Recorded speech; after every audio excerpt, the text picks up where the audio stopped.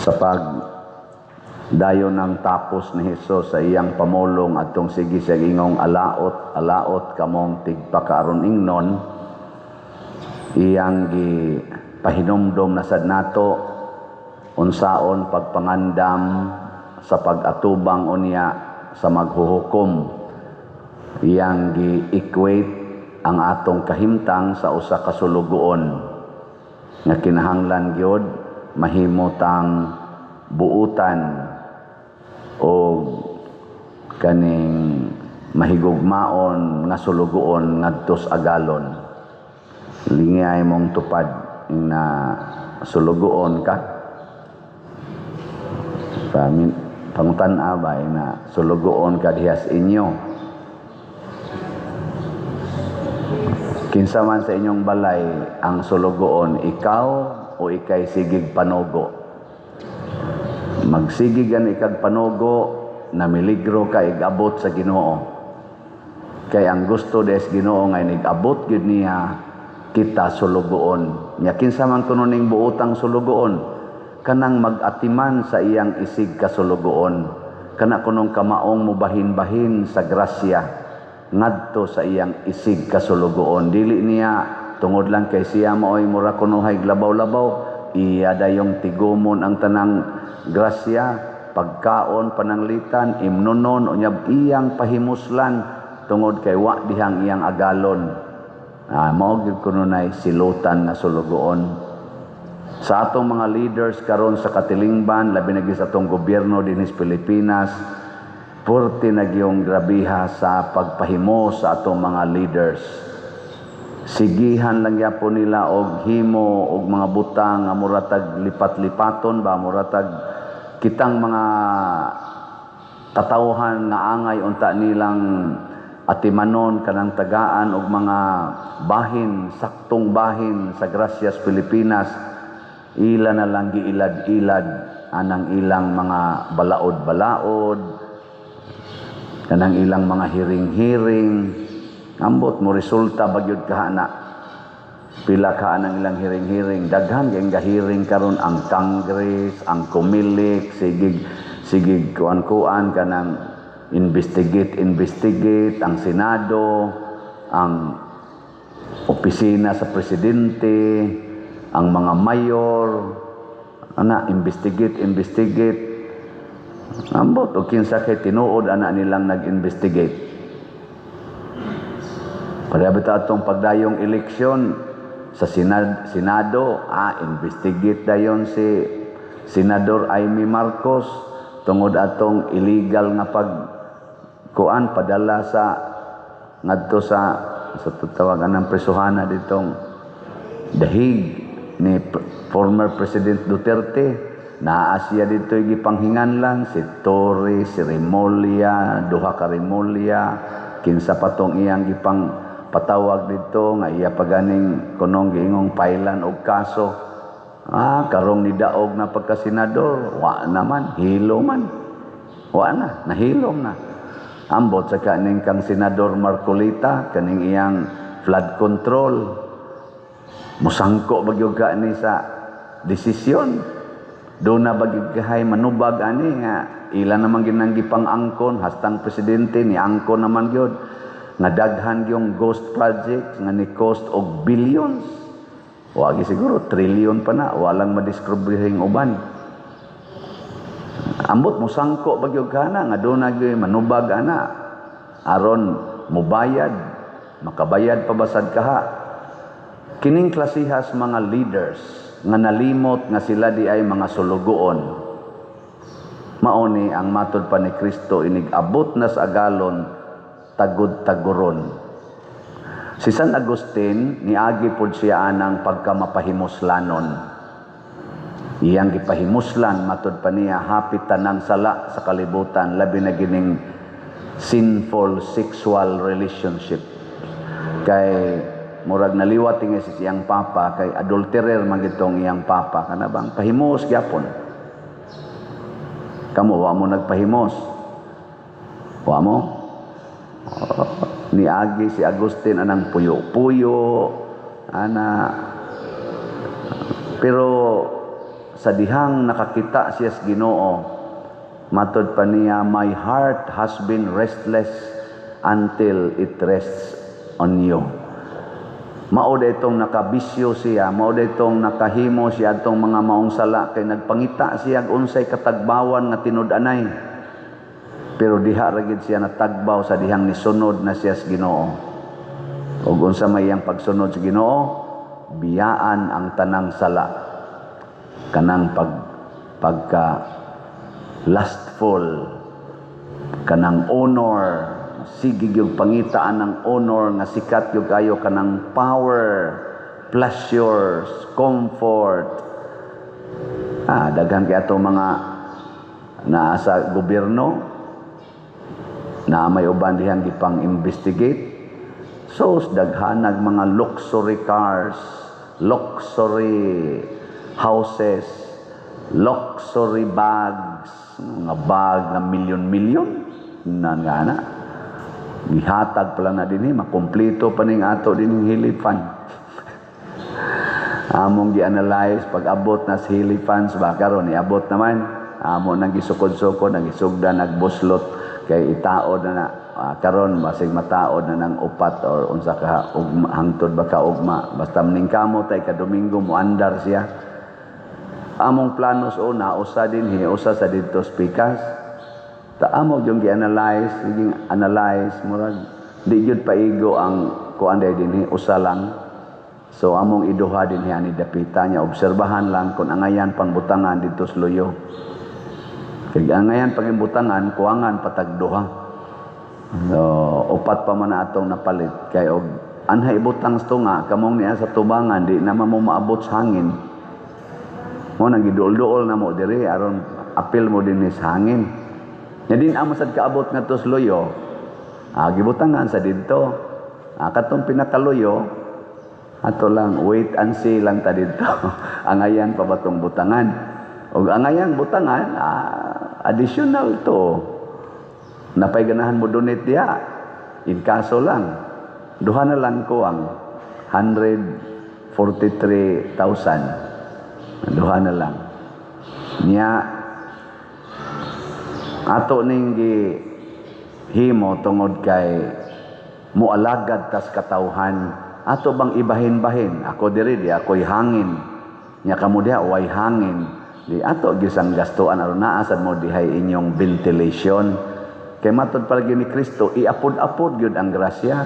Magunsa ang pari diri nindot kaayo og ventilation na agyoy electric fan, sigahan pas mata ang sakristan basta dili gyud iayo ang electric fan. Nya kamo diha hulog yun, sige yung ana. Nya kamo pagi kolektahan, kamo pagi paduniton. Nya sige pamaypay. Loy kay mo. Amo na ning kamo ta nga bahin-bahin gyud. Nya ngato sa mga malumog kasing-kasing nga tubig-tubigan. Donate sad. Mga kuan man usa ka grupo og 3 ka pamilya ang niangkon aning maong ganing upat ka hilifans. Ato kunong suwayan og paminaw ini kataod ani og makaandar ni karong Domingo ato lang obserbahan usa paigo baning upat og dige paigo butangan na tog 12 ka hilifans siya harog di tamang lupad ana. Pero mo lagi nagkinahanglan tag mga buutang sulugoon, mga parishioners nato ba nga muhago sama sa mga taga Tesalonica matud pang San Pablo unsa may nakalipay namo kay paghuman og sangyaw ninyo kamo nagpabilin nga lig-on sa inyong pagsunod sa among gisangyaw. Miantos pod mo, mihago mo mao na nga kami nakaginhawa migluag kay nakita namo nga di namo angayan nga sigihan pagyug agak pero lipay unta aming magkuyog tagbalik. Pero sa amo lang nabalitaan nga inyo jung gipuy-an ang pagtuo nga among gisangyaw, lipay nami. Ako nalipay pod ko isip pare, sige kog sangyaw dinhi. Pila pa lang ka simana kong nagsangyaw, daghan na kaayo ang nagpakita nga lig-on day ang inyong pagtuo dinhi. Kanilang hilipan sa nya human atong TV nanay nang donate. Pila na lay kuwang sa atong TV. sa 45 inches para aning ato mga haligi, duha na lang ka TV ang kuwang. Awa mo malipay. Nya dito sa gawas 75 inches to, usa na lang ang kuwang. Basin pa di ay hangtod karong Domingo nay mo ingon, Padre, mo ning i-donate ang among 75 or 100 inches nga TV. Di ibutang din nato sa gawas dayon. Duha na. Amot moabot bagyo katong usa. Padre, di amisikan handering TV nga 45 or 55 inches. Ato lang ning ibutang des haligi. So butang din na nato. Tingmon lang nato butang di lang nato anam-anamon kay ug atong anam-anamon god murag kapoy kay technician siging kat-kat nya mahumana mosaka na sagbalik may nang kausalang trabaho kay aron dito total di na magitay makita pero tuan na ta dito duha na lay kuwang din isulod. Ang sunod ani kamera na sad kana bang kamera para sa atong live stream ba aron inig barog na ko dire makita ninyo akong naong dihas TV. Magpakabana lagi gid ta sa atong isig katao. Dili ba kay na moral ang tagwa ba? Ang atong silingan diha gisanapan nas baha. Nya ikaw diha tungod lang kay nataas imong balay nya ikarabay nakaingon nga ni baha na nilunop na ng imong silingan. Sige lang jud kag lingkod-lingkod tan-aw ng imong TV. Ana ra jud ka. Wa jud ka kahuna-huna nga uy ang akong silingan di ay wa nam din ni kalutsan ang tubig nila. Kay wa man ako buslutin ni akong koral na konkrito. Ako man din gialihan di ay ang kuan kanini ang tubig. Ana ba? Ngilinga imong tupad. Inabudunit kag TV. Ina ba? Og nagan kay TV nya di nimo idunit na ikagi TV-hon. Ikagi mo salida ana ba? Bantay ka diha. Daw kay kastanan. Na. Kuan na gyud. Atiman na gyud ang imong silingan. Muna dinhi sa atong tubag sa Salmo miingon ta, O Ginoo pun-a kami sa imong gugma ug mag-awit kami sa kalipay. Ang gugmas Ginoo mga igsoon basta ato na nang puy-an sama sa nasinati ni San Agustin. Ang ato yung mahitabo mahimo kitang manggihatagon, mangging huna-hunaon ug mapasayloon sa atong isig katao. Nya kun buhat na nato mulambo na ang hustisya, ang kaangayan ug ang pakigdait sa usag-usa, makaawit kita sa kalipay. Pero wa gani ang gugmas Ginoo sa atong kasing-kasing magsigir gitag kinusmuray sa atong naong kinihaay. Mo na rin hitabo sa atong panggobyerno, way mga gugmang Diyos nun, gugma ra gyud nga sa ilang kaugalingon ang kasagaran.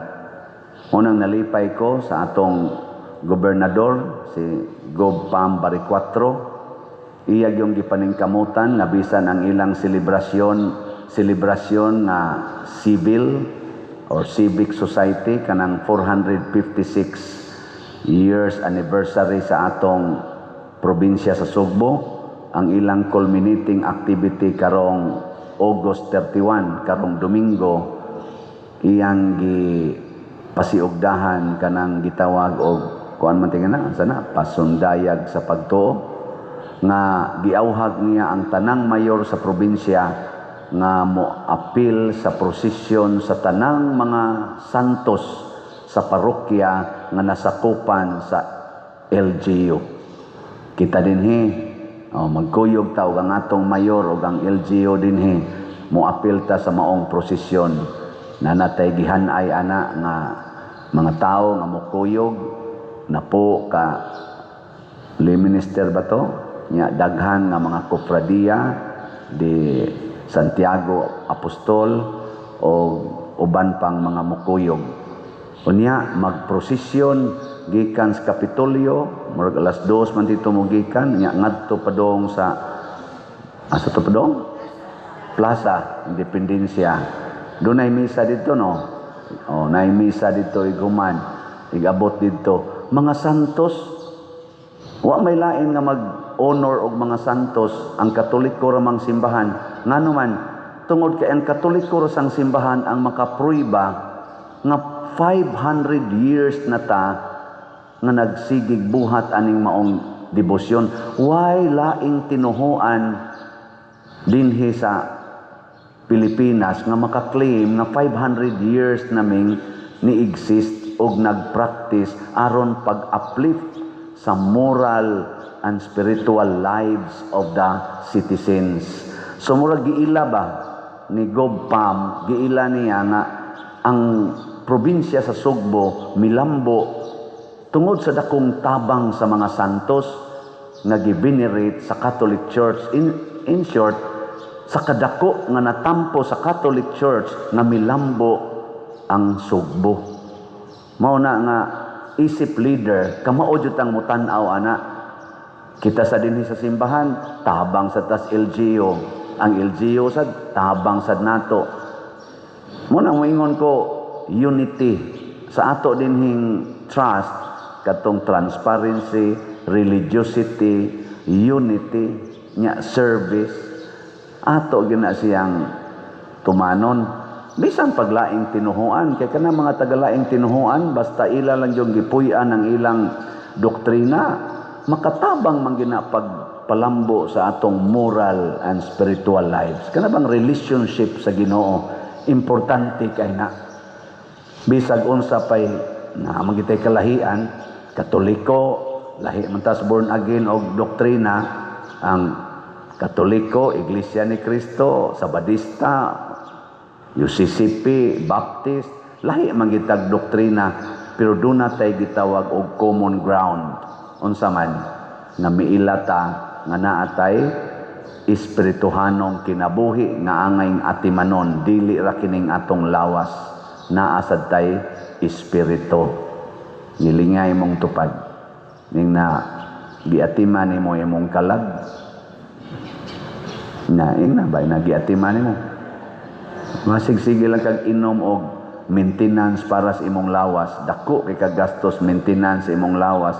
Ang maintenance sa imong kalag kanang pagrosaryo kada adlaw, kanang pagkalawat kada adlaw kun mahimo, kanang pagkumpisal, kanang pagpakig-uli sa imong kaaway, kanang pagpasaylo, mao man ay maintenance sa atong kalag.